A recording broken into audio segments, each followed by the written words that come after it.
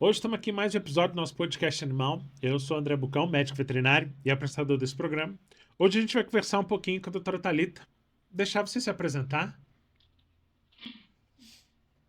Olá, tudo bem, André? Obrigada pelo convite, primeiramente. Esse bate-papo aí vai ser bem bacana, tenho certeza. Meu nome é Thalita Santos, sou médica veterinária especializada em pets não convencionais. Trabalho há 13 anos com esses animais.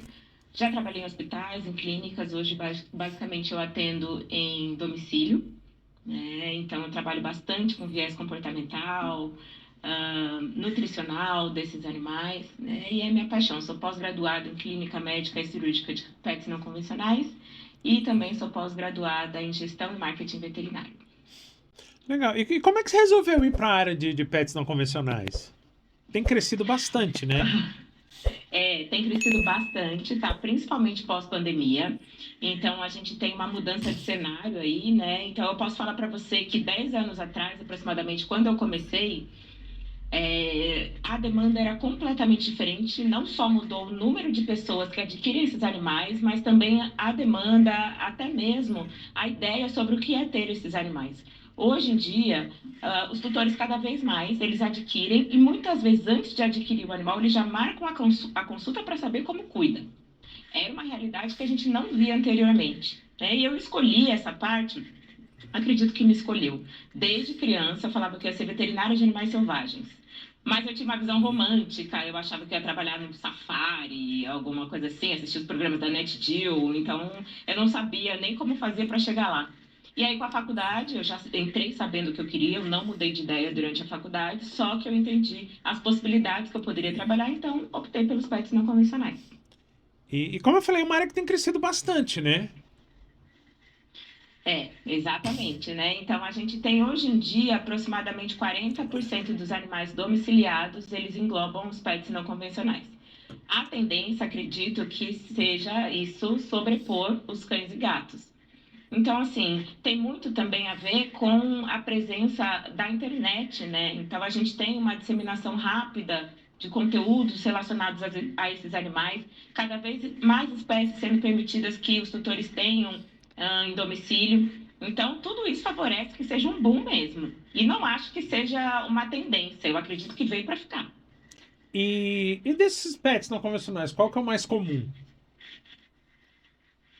Mais comum, a gente tem as aves, principalmente os psittaciformes, desses animais domiciliares, convivendo diretamente aí com os tutores, porque também a classe das aves é a que tem maior número de espécies. Então, a gente tem as calopsitas, muita a gente tem os papagaios, né? Aí a gente pode falar dos mamíferos, a gente tem bastante coelho, a gente tem bastante porquinho da Índia, rato, né? Então, répteis, a gente tem muito jabuti. Jabuti é um animal criado há muitos e muitos anos. E a gente tem uma quantidade imensa. Então, a gente realmente tem alguns animais aí em cada classe que tem bastante. E essa parte do comportamento acaba que é um dos pilares de manter a sanidade desses animais, né? Porque se você modificar estresse, rotina, essas coisas, pode desandar tudo. É, exatamente. Um dos motivos pelo qual eu escolhi trabalhar em domicílio foi justamente isso, porque eu vi que eu gostava muito do viés comportamental e como isso interferia na parte clínica. Então, eu queria trabalhar muito mais essa parte em cada consulta do que às vezes fazer. Quando a gente está atrás da mesa no consultório, muitas vezes o tutor já vem querendo que a gente solucione o problema na hora.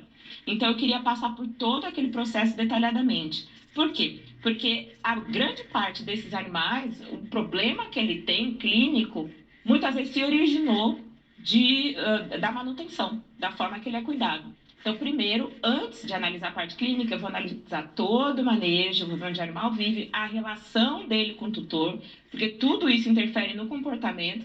Interferindo no comportamento, às vezes é uma coisa básica, a altura do comedouro, material que é feito tal coisa, que está prejudicando esse animal. Ali eu consigo correlacionar muito mais facilmente com a parte clínica. Então, o manejo é imprescindível. E aí, nesse caso, essa alteração vai interferir mais ou menos dependendo da espécie? Você diz do manejo? A É, forma que ele é criado? é. Sim, sim, pode ter interferência dependendo da espécie, porque a gente tem animais que são mais sensíveis, por exemplo, à questão do estresse. né? Eles adoecem, digamos assim, entre aspas, mais fácil, eles sentem muito mais esse estresse do ambiente. Tem outros que são um pouco mais resistentes. Com o estresse, a gente tem a queda de imunidade, a gente tem o favorecimento do aparecimento de outras doenças, né? Então, tem animais que são mais resistentes às pressões do ambiente, mesmo as pressões negativas. Não que o animal esteja no bom bem-estar, mas ele é um pouco mais resistente a essas pressões negativas. E como você falou, essa mentalidade que mudou da pessoa já adquirir, procurar orientação, isso faz também com que esses pets acabem tendo uma vida mais longa. Sim, sim. E isso é uma realidade que a gente vê todos os dias, porque os pets eles vão extrapolando a expectativa de vida que a gente conhece até em literatura. Então, a gente vê literatura falando, por exemplo, que uma ave vive 15 anos. E aí a gente, na rotina, a gente acaba encontrando esses animais com 25, 30 anos. Né? Muitas vezes a literatura é baseada em animais de vida livre ou vida livre que depois ficaram cativos. Então a gente tem uma diferença muito grande.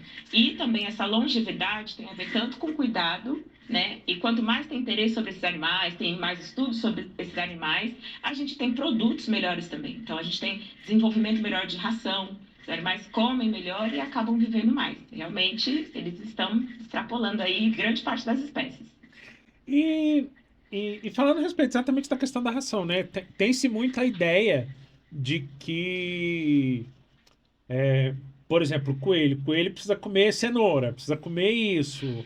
E aí acaba ficando naquela dieta completamente errada, mas que na cabeça do Isso, tutor tá certo, é, né? exatamente. É igual o macaco come banana, né? Então, e eu vejo bastante isso. Tá?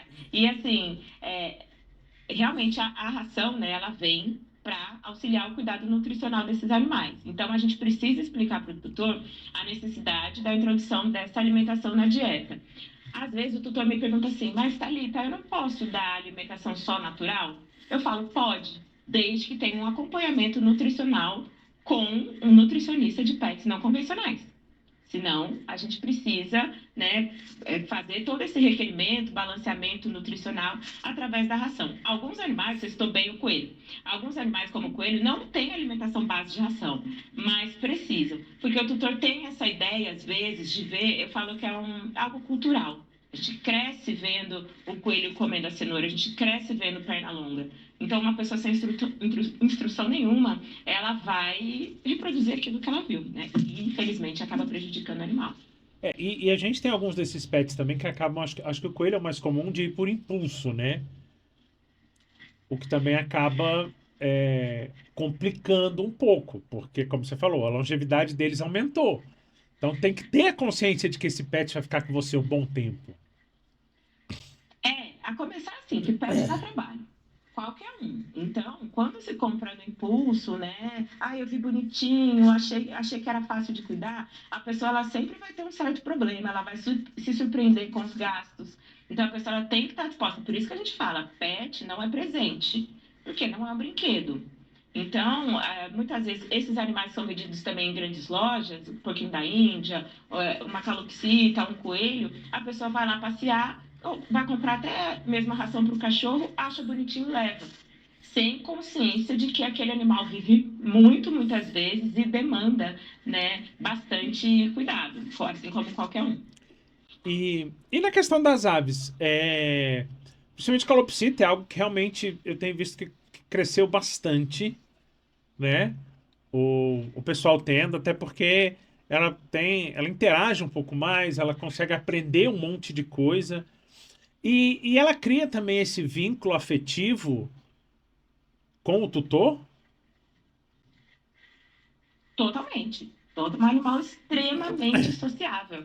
É um dos animais que eu recomendo para quem nunca teve pet não convencional, eu recomendo que seja o primeiro a ter, se é uma pessoa que se interessa por aves, porque é um animal extremamente interativo, é um animal que quando o tutor se dedica, tem orientação, da parte comportamental, né, tem uma interação total com esse animal. E a interação, ela vem através tanto daquilo que você tem o topete, que é muito interessante, se comunica através do topete, se comunica através da vocalização.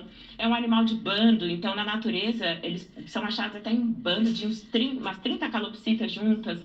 Então é um animal que ele se dá com toda a família, né? Diferente de algumas outras espécies de aves que são mais territorialistas, que escolhem geralmente um tutor, a calopsita geralmente vai com todo mundo se ela está bem habituada. Então realmente é um bichinho muito bacana para interação. E em todos esses pets, a sociabilização deles tem que ser feita de forma gradual, né? E respeitando, obviamente, o comportamento de cada um, né? Isso. Como é que é essa sociabilização, dependendo da espécie? Isso, exatamente. Então, primeiro a gente tem que entender a característica da espécie, né? Então, como eu falei, às vezes vai ter animal que ele não vai aceitar várias pessoas da mesma forma no convívio, né? Não que ele vá distribuir bicada necessariamente, mas ele vai ficar mais apegado a um, que são animais que são um pouco mais monogâmicos, né? Que eles ficam ali com seu parceiro o resto da vida, eles acabam reproduzindo isso com os seus tutores também. Mas a gente tem esses outros animais de bando, né? Que bandos grandes, como por exemplo o periquito australiano também, que apesar de fazer casal ali e tudo, eles interagem muito bem com um bando grande. Então a gente tem que entender primeiro qual é a característica da espécie. A partir disso, a gente tem que dar condições para essa espécie reproduzir os comportamentos naturais dela. Então, ela tem que ter um recinto adequado. Eu falo que ela tem que fazer, matar o seu tempo fazendo coisas de ave. Então, não adianta que o tutor seja a única forma de interação dessa ave. Então, a gente precisa ter tanto a socialização quanto a parte de independência do animal. Né? Que ele interagindo ali com as coisas dele, voando e etc. E a partir disso, a gente aumenta o bem-estar. Quando a gente eleva o bem-estar e a gente introduz diversos elementos na vida desse animal, a gente torna o animal um pouco mais permissivo. Ou seja, que ele aceite um pouco mais as mudanças do ambiente, as pessoas e, claro, ele tem uma sensação de felicidade muito maior. Tudo isso é o ponto de partida para a gente conseguir trabalhar melhor um amansamento, né, uma aproximação com essa ave. Então, a gente tem vários fatores aí. A gente tem tanto um fator ambiental, a gente tem uma dedicação do tutor, uma diminuição do nível de estresse e aumento do bem-estar para a gente conseguir modular esse comportamento social. E esse amassamento, ele é feito do animal muito novo, né? Olha, é mais fácil fazer com um animal mais novo, tá? Porque quando a gente faz com um animal que ainda está na fase de aprendizado, é mais fácil, porque tudo para ele é novo, né? Então, ele está fazendo a transição alimentar, ele está muitas vezes saindo do ninho, voando, tal. Então, tudo é muito novo, é mais fácil de introduzir coisas novas porque ele vai aceitando. Depois, conforme vai passando o tempo, quanto menos estímulo ele tiver, então aquela ave que vai ficar presa na gaiola grande parte do dia, né, e o tutor trabalhando, vai ser mais difícil a gente fazer um amansamento, porque essa ave não tem estímulo, tá? Então, quando ela é um pouco mais velha, é possível fazer, não tem problema nenhum, porque faz através, né, do benefício e tudo mais. É uma dedicação. Eu falo, não adianta querer amansar a ave uma vez na semana, isso não vai acontecer. Então, todos os dias tem que ir lá fazer o exercício com ela, comemorar cada passo. Então, vamos supor, tem ave que você chega perto da gaiola, ela já se debate toda, morrendo de medo. Né? Um primeiro passo é você chegar próximo à gaiola, depois de um tempo de amansamento, e ela fica quieta no puleiro. Depois a gente vai para o passo que ela se aproxima de você ainda dentro da gaiola. Depois a gente vai para o passo que ela fica tranquila com a gaiola aberta. Então, cada passo tem que ser comemorado e tem que ser trabalhado continuamente para a gente conseguir. Lembrando que cada ave tem seu tempo. Então, uma que às vezes a gente consegue amansar muito mais rápido, né? Outra vai demorar muito mais. E tudo isso tem a ver com o próprio bem-estar da ave. Se ela se sentir confortável, isso passa a ser mais fácil, é isso? Com certeza, porque aí a gente tem, a ave ela tem dois comportamentos antagônicos. A gente tem o comportamento de neofobia, que é o medo da ave, né? E a gente tem o comportamento exploratório. O que a gente quer falando de bem-estar? A gente quer que esse comportamento de medo, a neofobia, ela seja cada vez mais baixo. Porque a ave com medo é aquela ave que rejeita as coisas. E aí a gente trabalha aumentando o bem-estar para que o comportamento exploratório seja cada vez mais alto. Assim a gente consegue introduzir mais coisas e fazer com que esse processo seja melhor para ela, menos estressante e mais fácil. E qual é a maneira mais fácil de perceber o estresse desses animais? Tá? A gente percebe o estresse através de alguns comportamentos, né? Então, principalmente quando a ave ela começa a reproduzir comportamentos estereotipados, comportamentos repetitivos, comportamentos agressivos, né? Então, esses comportamentos negativos são um fator que a gente pode observar que a ave ela está estressada. Né? Então a gente tem aquela ave que vocaliza demais, demais, que grita, grita, grita. Ah, mas a ave não tem que gritar, ela vocaliza normalmente. Mas aquela ave que o tutor pisou fora da sala ou não está vendo o tutor, ele grita sem parar. Né? Aquela ave com dependência emocional, aquela ave que a gente vê que já tem alguns sintomas que a gente consegue observar, como por exemplo, automutilação, né? Aquela ave que tem o comportamento estereotipado, que ela faz o mesmo caminho na gaiola, então toda hora fazendo o mesmo círculo, então a gente acaba identificando. O bicamento, ai, a minha ave está super agressiva, tudo ela me ataca. Né? Não é normal, a gente tem que ver o porquê que ela está ficando estressada, por que ela acha que ela tem que defender tudo, por que ela está bicando o tutor. Então a gente tem esses sinais, né? Mas a gente tem outros, mas esses bem claros e bem comuns de que a ave está estressada. E aí, nesse caso, você tem que ter o equilíbrio também, né? Entre a manipulação e o momento em que ela vai ficar na gaiola, tranquila. Porque, acredito eu, até esse próprio retirar da gaiola, fazer tudo, é um pouco estressante no início. Obviamente, depois ela acaba condicionando, acostumando com aquilo, mas mesmo assim ainda gera alguns picos de estresse, não? Com certeza. A manipulação depende muito. Quando a gente trata de psittaciformes, né, que são os principais auxiliares, a gente consegue fazer isso de forma gradual. Não necessariamente a gente precisa pegar o animal. Né? Então a gente vai ali com benefício todos os dias, digamos, convencendo ela de que ela está numa situação agradável. Outra coisa que eu coloco é nem toda ave a gente vai fazer um amansamento, ela vai virar de barriga para cima para aceitar a cosquinha. Né? Às vezes o amansamento, ela parte de um animal que tinha medo de qualquer coisa e agora ele pousa no ombro, mas ele não gosta de vir no dedo. Entendeu? Então a gente tem que respeitar esses limites também. E essa questão de vem no dedo ou no ombro tem a ver também com o tanto que ela se sente segura. Tem a ver com tanto que ela se sente segura, mas também tem uma questão de dominância. Tá? Então, claro que quando ela vem próxima a você, né, e fica, ela quer a companhia, ela gosta de estar com aquela pessoa, mas também a gente tem aves um pouco mais territorialistas, que elas não saem do ombro de jeito nenhum, então ela fica, né, o ombro, digamos ali, é mais ou menos como se ela estivesse na altura do tutor, de igual para igual, e eu sempre recomendo, a ave não tem problema ficar no ombro, porém não pode ser aquela ave que só fica no ombro, ela só procura o ombro, né? Que eu falo que é um papagaio de pirata. Então, e mais do que isso, tem aquela ave que não sai da cabeça. Cabeça é um sinal de dominância, ela está acima de você, né? Então, também não é recomendado que ela fique o tempo todo em cima da cabeça. Então, a gente precisa entender o que é melhor, porque aí aquela ave em cima da cabeça, você tenta tirar, ela quer brigar com você, daí ela te pica, e aí a gente cai numa outra questão.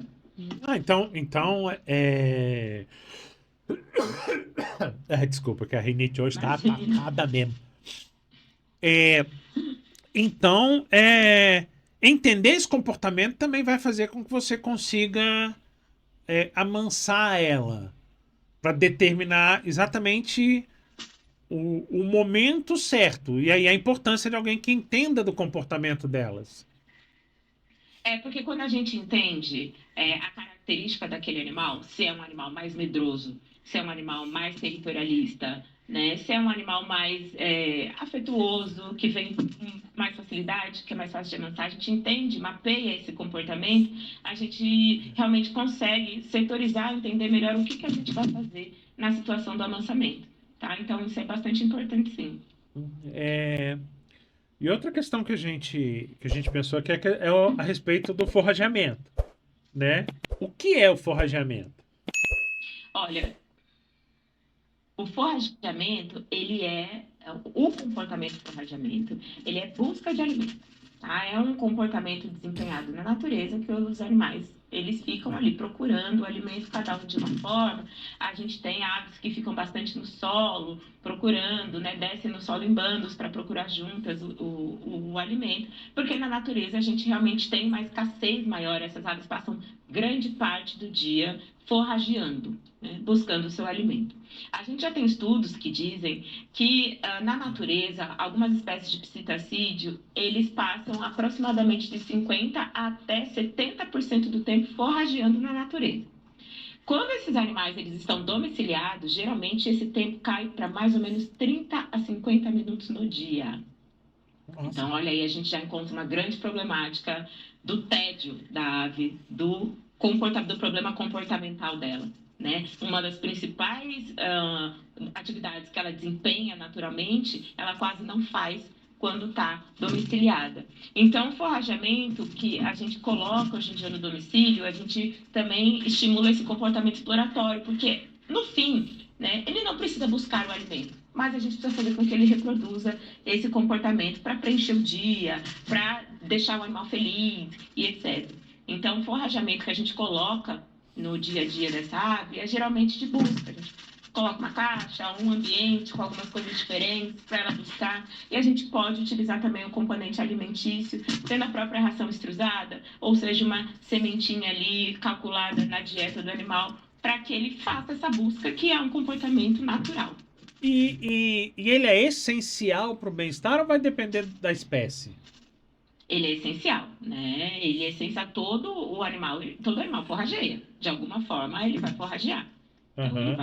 né, ele vai buscar o seu alimento. Daí a gente vai, vamos colocar, por exemplo, a galinha.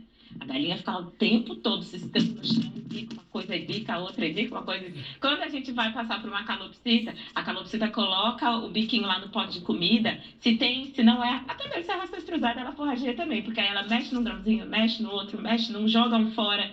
Isso é forrageamento.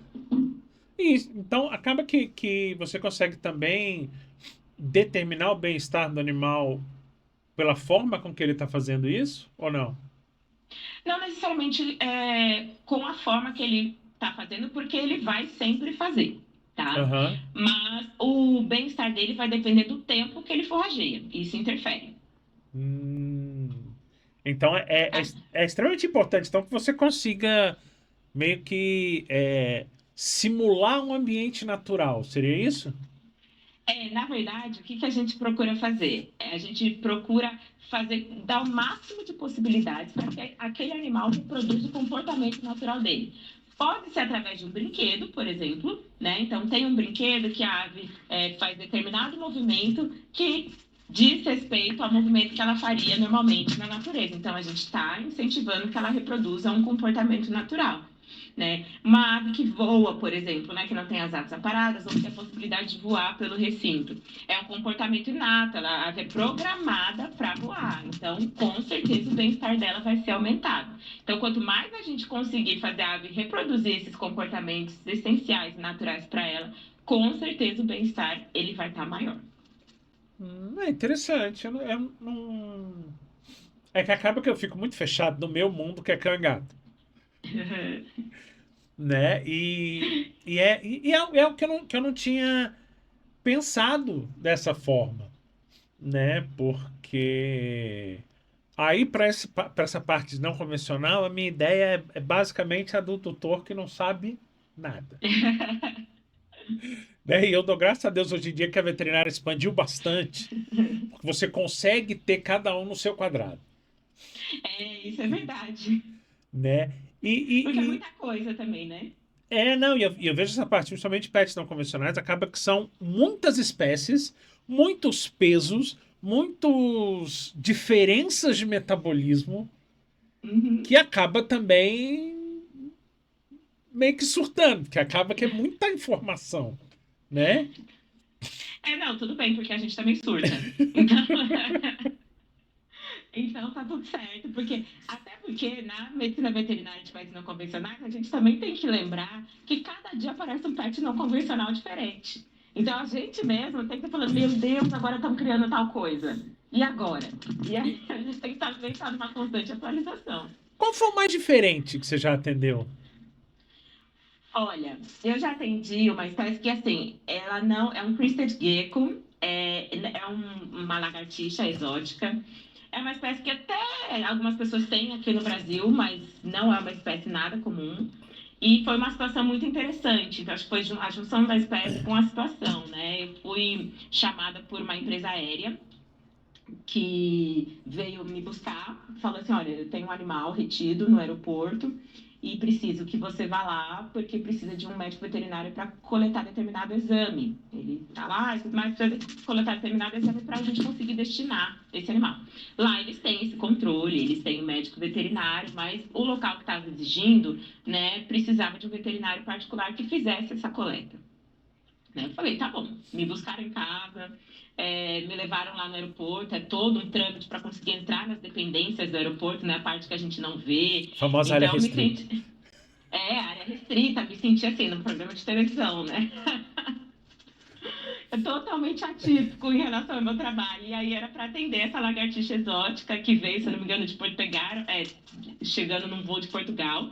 E aí acho que foi eu juntando o trabalho com a espécie a coisa mais diferente que eu fiz, assim. E esse comportamento de forrajamento nas aves é bem perceptível, mas nos répteis, por exemplo, também.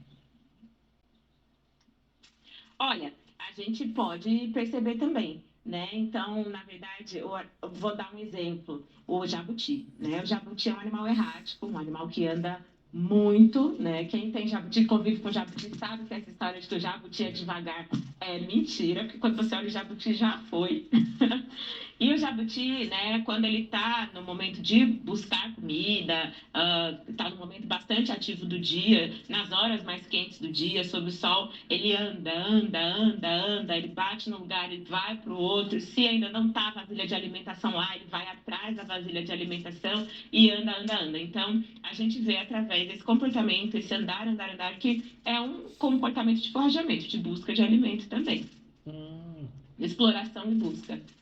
e é. Falhou aqui a memória. É, e voltando um pouco na questão do comportamento, que eu acho que é bastante interessante, pela questão de que, assim como nos cães e gatos, você começa também a ter desvios de comportamento nesses animais. Sim, com certeza, né? Você citou os cães e gatos, eu acho muito importante a gente falar, porque os cães e gatos, eles são animais domésticos, né? Então, eles têm muitos comportamentos que há muitos anos eles desempenham justamente por serem criados por seres humanos. A gente tem que lembrar que tem muitas aves que, apesar de serem domiciliadas, né, são animais silvestres ou animais exóticos e que desempenham o comportamento natural delas, o mesmo comportamento do animal em vida livre.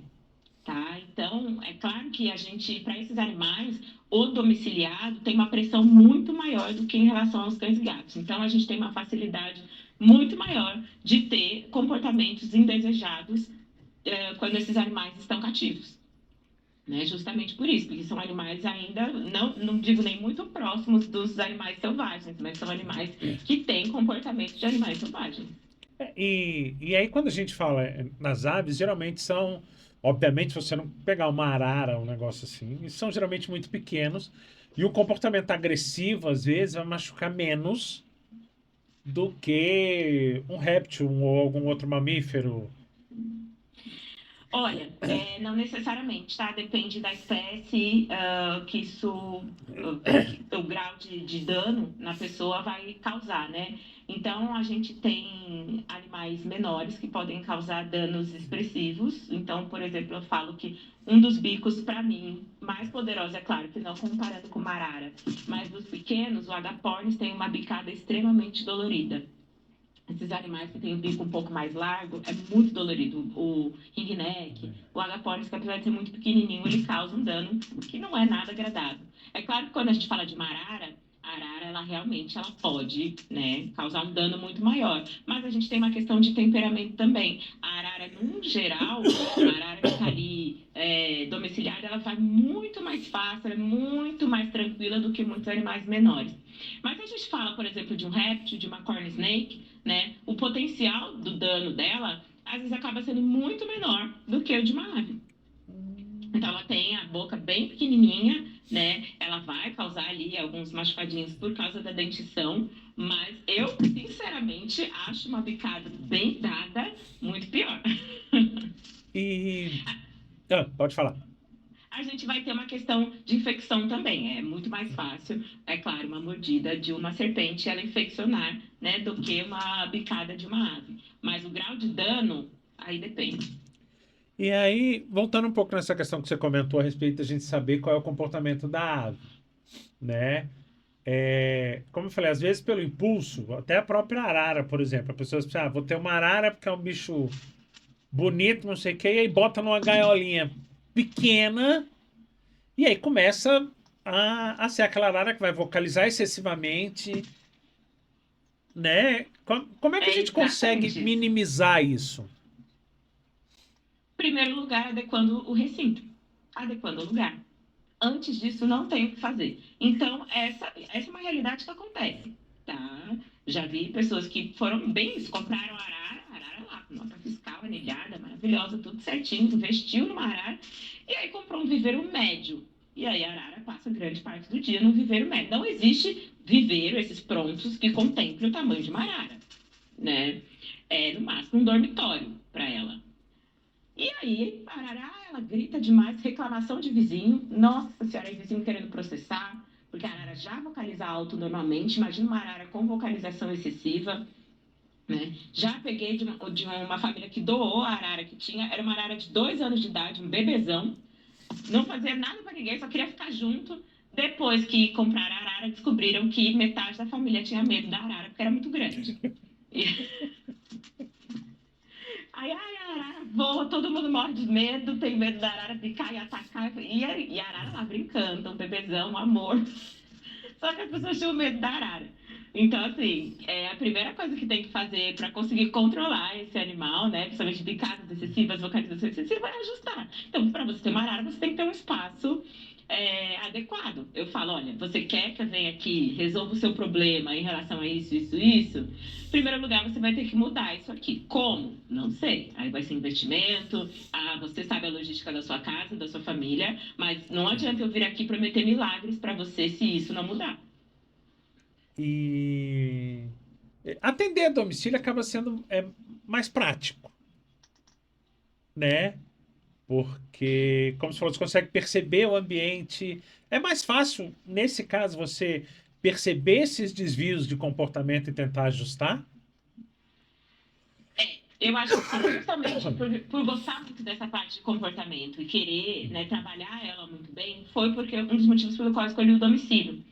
Porque para mim não tinha, não conseguia fazer uma consulta mais rápida, tudo, sem passar por toda a parte do manejo. Até que chegou um momento no consultório que eu pedi para o tutor me mostrar a foto do ambiente, porque através da foto eu desenvolvi ali a parte do manejo. Então, com certeza, quando a gente vê onde o animal vive, né, foi o que eu falei, às vezes o problema é a altura do comedouro, é o tamanho do comedouro. Então, são esses detalhes que a gente consegue observar quando a gente está vendo o local que o animal vive. E também existe uma proximidade muito grande com o tutor. Então, por exemplo, muitas vezes o problema comportamental da ave, ela está na dependência emocional do tutor. Então, é um tutor que já tem alguns traumas, já tem algumas questões, adquiriu aquele animal, depositou muita coisa naquele animal, né? E acaba criando de uma forma que o animal, que fica aquela dependência dos dois, e por essa sobrecarga emocional, o próprio animal acaba desenvolvendo distúrbios comportamentais. Então, é um pouco mais difícil, porque eu trabalho com pessoas, mas, assim, não com essa parte, mas eu preciso ali achar um meio termo e em domicílio a pessoa se sente muito à vontade para falar sobre isso, né? E ali eu também consigo entender um pouco mais a profundidade daquelas questões que o animal apresenta. E existe muito essa dependência emocional? Muita, bastante.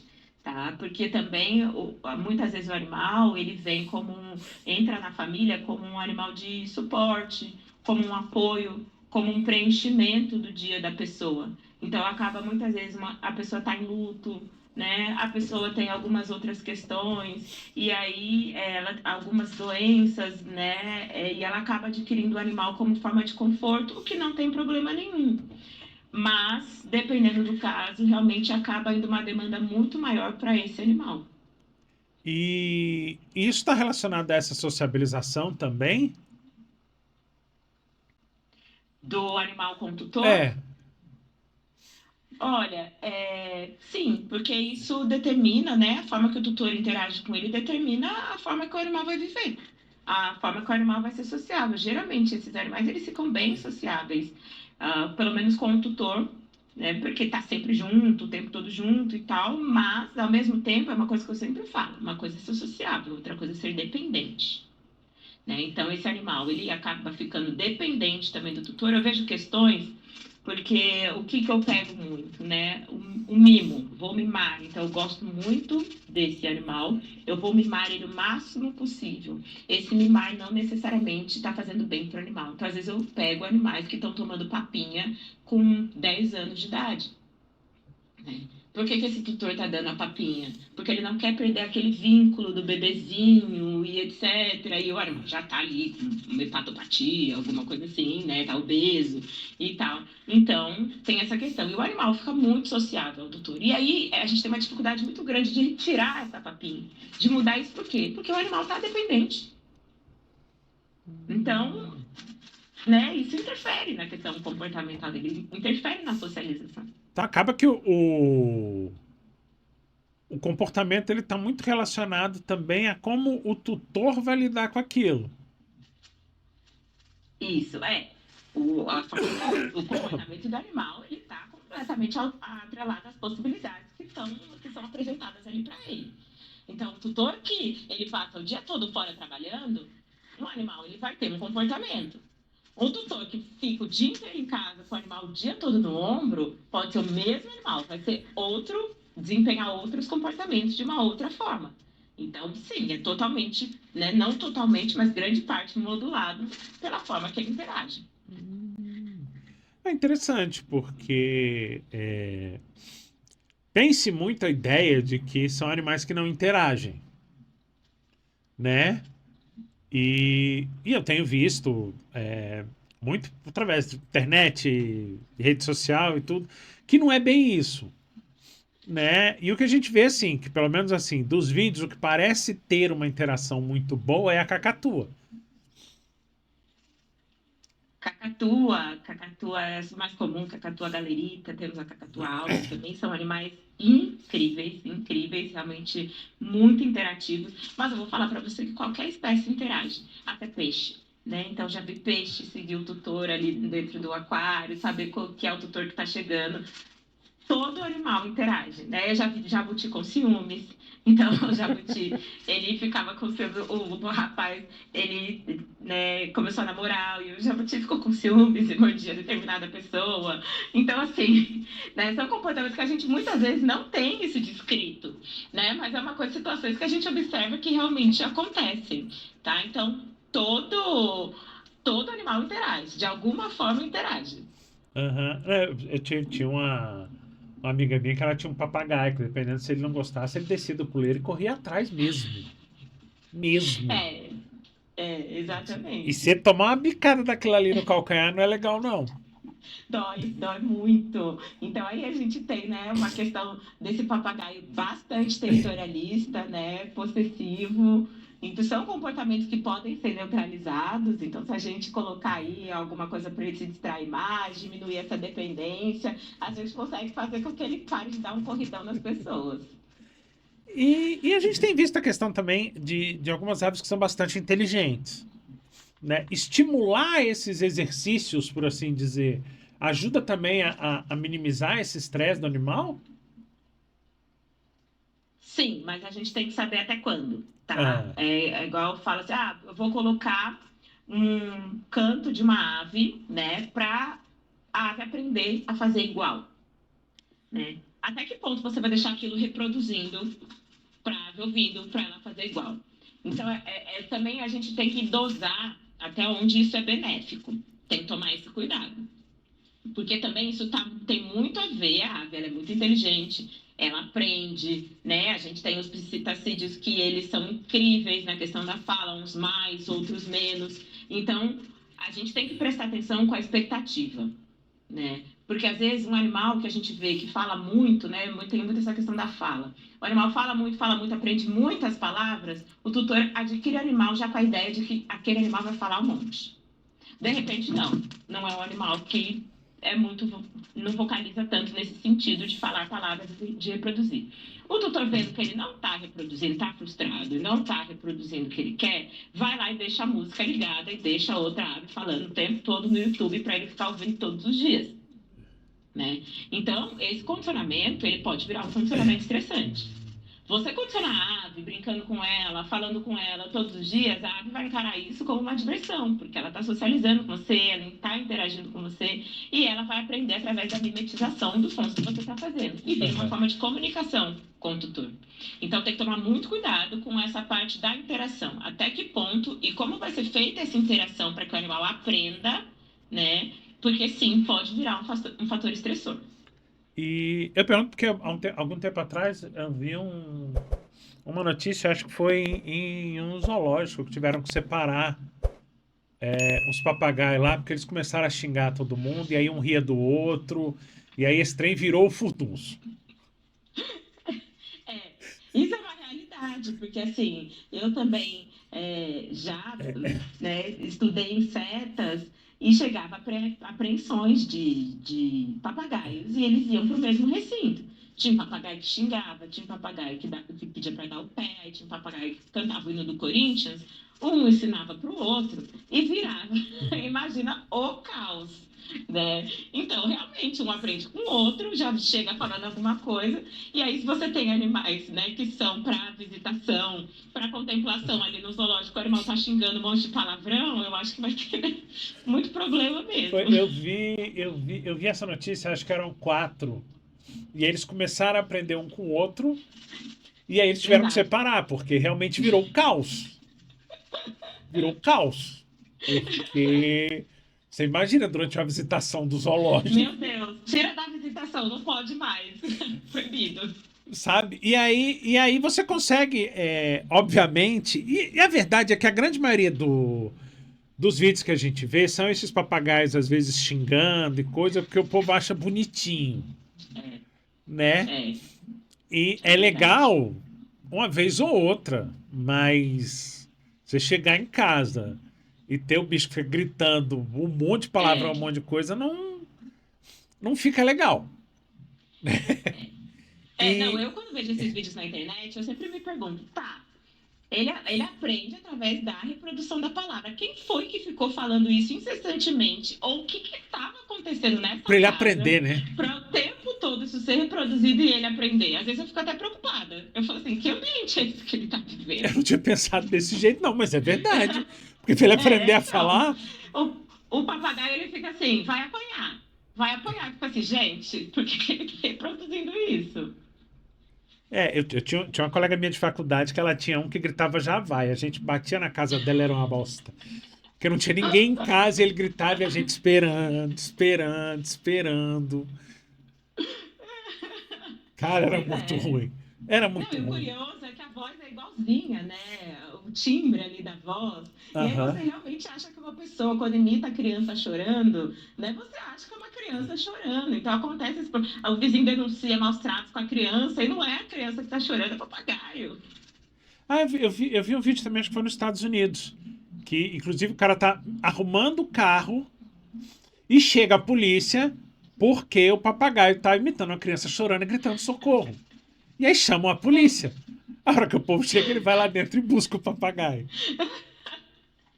Agora, imagina a situação, né? E realmente, se ele aprendeu, ele vai fazer e faz o dia inteiro, e repete, e alto, né? E aí, nesses casos, como você... Agora pensando, como você falou, às vezes, o próprio ambiente familiar. Pode ser uma resposta ao estresse, às vezes, essa vocalização mais excessiva, Um papagaio que fala mais alto. Com certeza, com certeza. Assim, uma casa que, por exemplo, não tem rotina, a ave está lá, digamos, de enfeite, né? Não sai muito do lugar dela, mas a casa, às vezes, muitas vezes, extremamente movimentada, que o animal não tem muitas possibilidades de reproduzir comportamentos dele, ele fica apenas assistindo o que está na casa, volta e meia alguém interage. Às vezes é isso, um excesso de informação, sons muito altos, muita gritaria. O animal também ele vai ficar ali naquele caos, naquela gritaria, naqueles são animais que têm os 5 sentidos muito bem desenvolvidos. Então imagina a audição dele como que fica. Ou às vezes é uma casa que a pessoa ouve música alta o tempo todo, a gaiola do lado da televisão, né? O animal fica dentro de uma gaiola do lado da televisão o dia todo e a pessoa ouve TV o dia todo. Às vezes a pessoa ouve, tá na cozinha, tá com a TV alta para ouvir da cozinha e o animal tá ali perto, né? Joga videogame, às vezes videogame que faz muito barulho, o animal tá do lado, o som tá alto, todos os dias, por muitas horas jogando. Então, tudo isso, por exemplo, é algo que muitas vezes eu pergunto em consulta. Olha, tem alguma coisa que possa, né, tem reprodução muito alto, então eu faço perguntas sobre a rotina, sobre o que acontece. Olha, por exemplo, uma coisa que deixa o animal estressado, falta período. Então o animal fala dormir muito tarde, que não respeita o período de noite. Às vezes a pessoa ela é noturna. Aquela pessoa que acorda 1 hora da tarde, né, 4 da manhã tá com tudo aceso.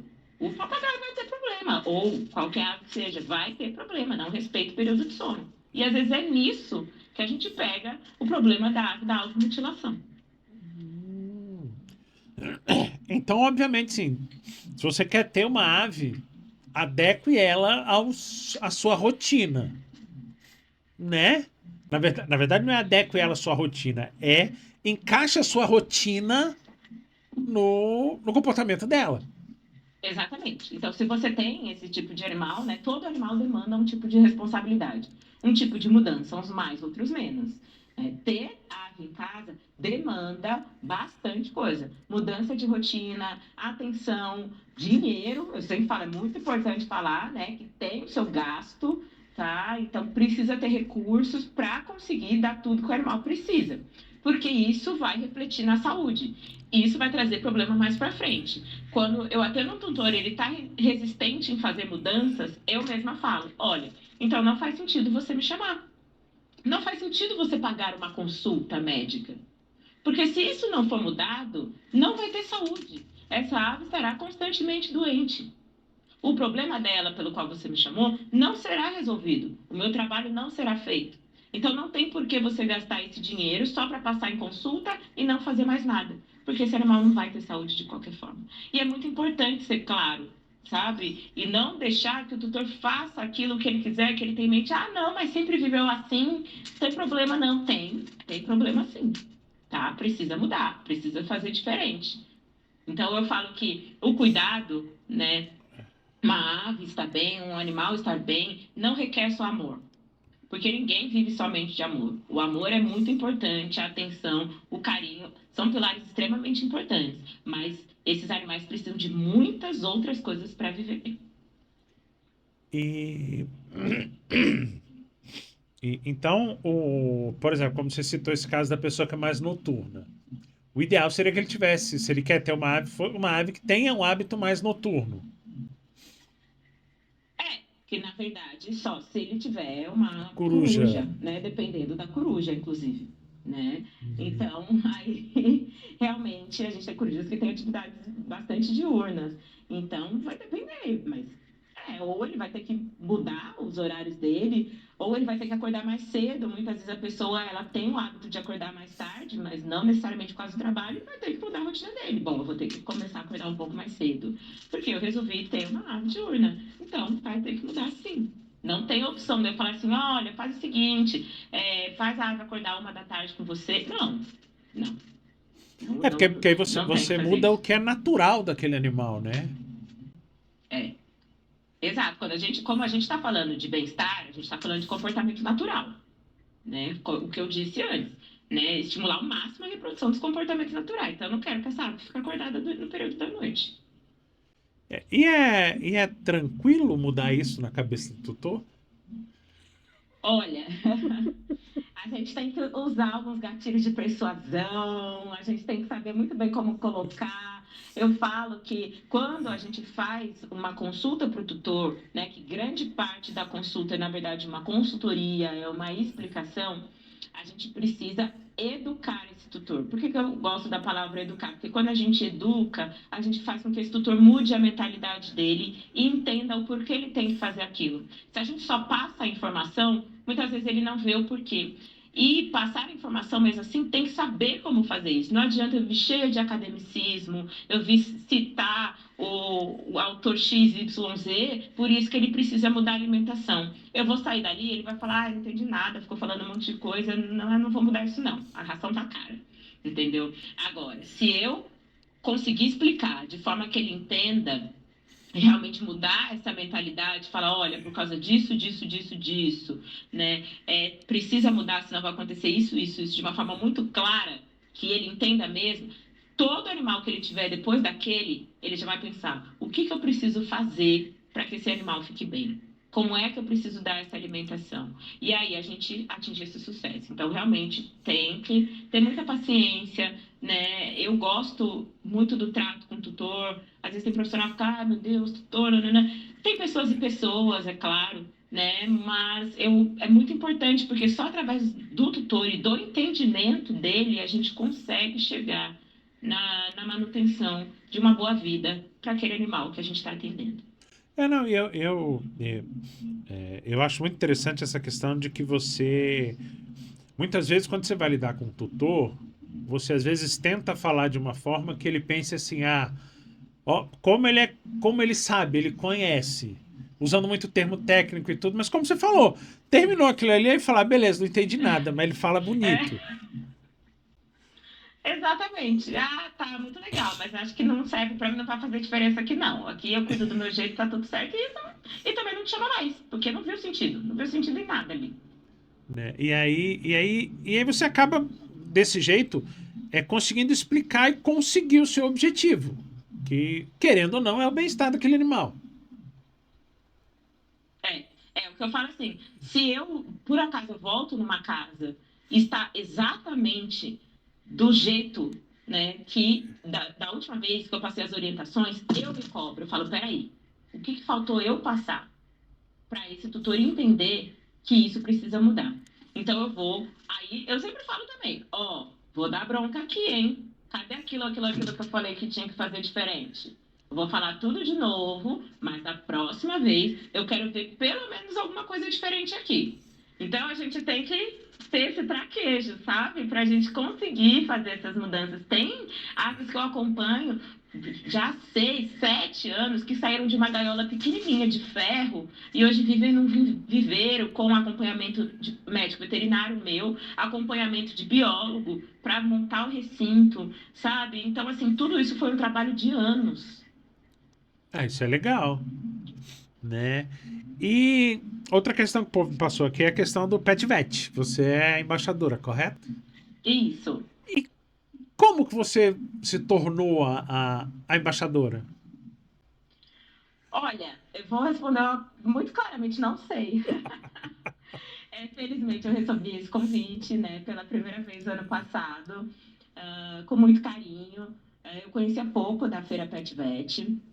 Eu tinha ido uma vez participar de um podcast lá, mas não foi a convite dos estantes, né? Não foi a convite da feira em si. E eu achei muito bacana, porque eu sou uma pessoa que eu gosto de falar, como você pode perceber. Eu gosto de conversar, né? Então eu achei legal. Eu acho que talvez isso também tenha chamado a atenção deles para me chamar, porque eu aproveito pra caramba a feira, em todos os sentidos, em todos os estandes, eu aproveito muita festa. Então eu acho que tem disso também. E agora a gente tem a questão dos pets não convencionais, a gente tem esse congresso lá. E calhou, né? Então, esse ano foi o segundo convite. Eu adorei, né, cobrir a parte dos pets não convencionais, assim como o restante da feira. E fico muito feliz e vou agradecer sempre por eles terem me chamado. Uma ótima experiência. E a feira em si é muito boa, né? É muito boa. É muito boa. Sempre pego um momento lá, apesar de ser bastante corrido e fazer bastante coisa, sempre pego um momento para ver os produtos novos, né? Então, mesmo eu que atendo em domicílio, eu tento preencher a estrutura do meu atendimento o máximo possível. Então, eu tenho muito interesse em aparelhos portáteis, por exemplo, né? Aparelhos que funcionam através de aplicativos de celular, porque eu consigo carregar, porque facilita bastante a minha vida. Ali que eu tenho um consultório móvel, digamos assim. Então, eu tenho muito interesse nessas novidades e ali eu consigo conversar diretamente com o vendedor, saber o preço, pega o telefone. Então, é uma feira, nossa, sensacional. Muito, eu Esse ano gosto eu não muito mesmo. fui. Foi agora. Foi agora, Foi semana agora. passada. Isso mesmo. Esse ano eu não fui. Semana retrasada. Esse ano eu não fui, que eu ampliei de consultório para clínica, a grana ficou curta. Então, já põe na programação para o ano que vem. É, não, eu quero exatamente porque por conta dessa ampliação, agora é hora de capitalizar para ano que vem ir lá para poder equipar a clínica, Isso. né? Porque realmente, assim, as condições lá são. Eu gosto. Eu gosto da feira. É, uma coisa interessante também é que aí a gente sai da internet, né? Porque a gente vai lá e se conhece ao vivo. Porque tem muitas pessoas que eu vejo só na feira. Eu vou lá, você, e eu tenho contato pela internet, eu já fiz alguma coisa, participei de outra, mas tudo online. Aham. Ainda tem a oportunidade de conhecer as pessoas que a gente conhece através da internet, né?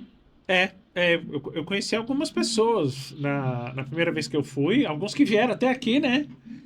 É, e um deles é o Edu, que eu sou obrigado a,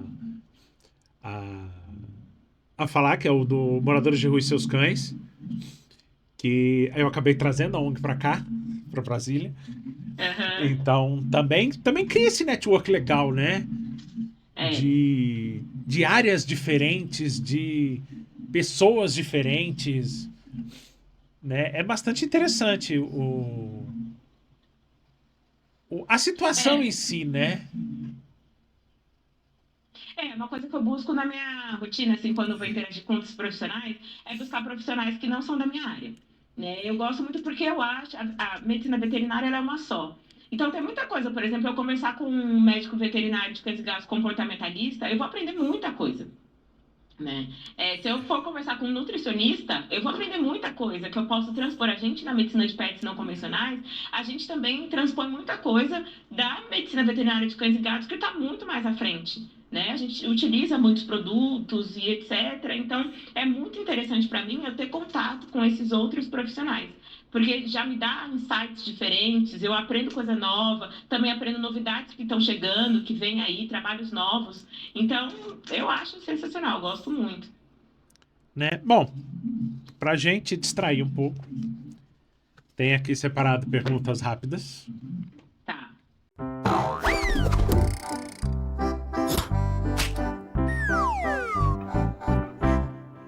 Como brincanhaca, o bate-bola jogo rápido, cópia Vamos lá. escancarada. Qual que é o seu animal favorito? Calopsita. Ai, eu sou apaixonada por calopsita. Sempre as pessoas acham que eu vou dar uma resposta. Não, é calopsita. Qual animal você seria? Difícil.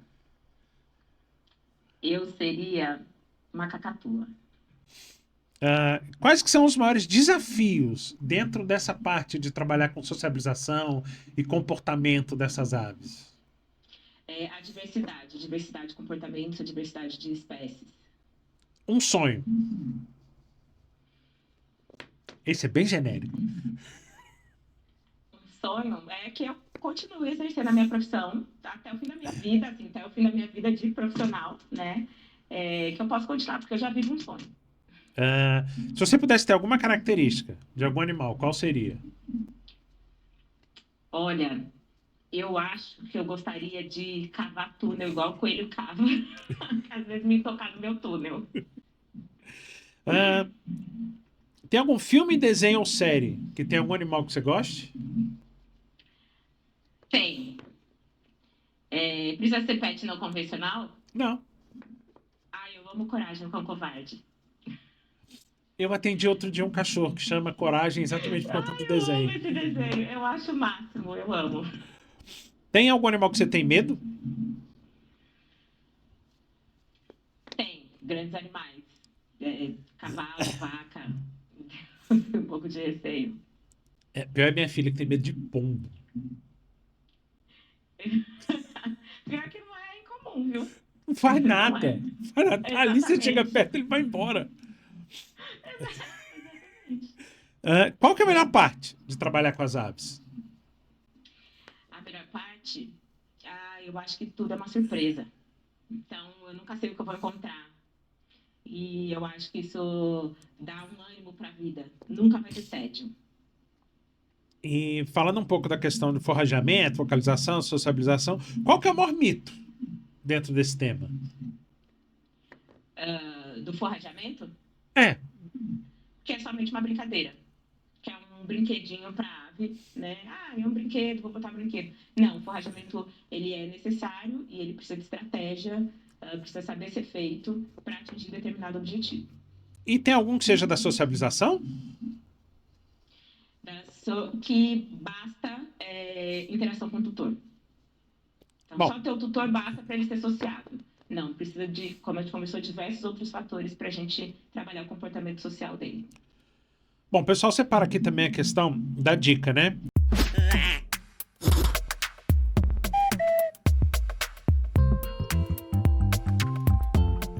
E qual a dica mais importante sobre ave para tutor? Foco no manejo. Foco total no manejo, em contemplar tudo que esse animal precisa. Tá? E, é claro, informação de qualidade.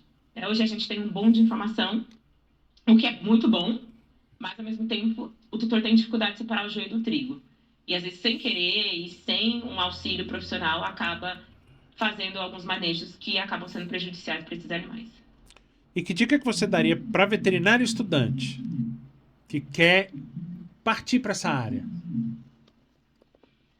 Continue, se dedique, faça muito estágio, precisa ter, assim, ser excelente na parte de contenção, principalmente. A contenção, ela é essencial para a gente fazer um bom exame clínico, para a gente deixar o animal cada vez mais seguro, né? Porque uma contenção mal feita, a gente coloca esses animais em risco.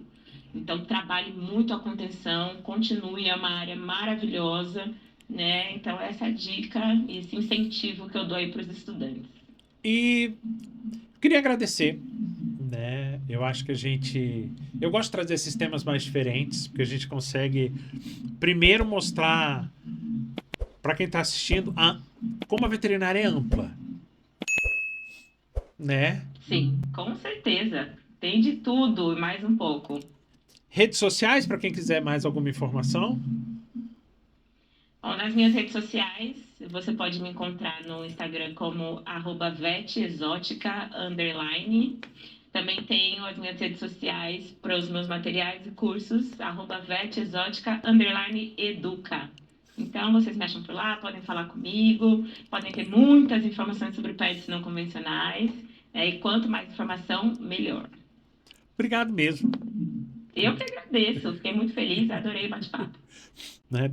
Dizer que aqui a gente conta com o apoio do Ilha Brasil, vídeo, internet, marketing, tem esse estúdio onde eu gravo podcast, tem estúdio com cenário fixo, tem estúdio com chroma key, então dá para você fazer videoaula, curso, dá para fazer bastante coisa e dizer que é isso. E até semana que vem.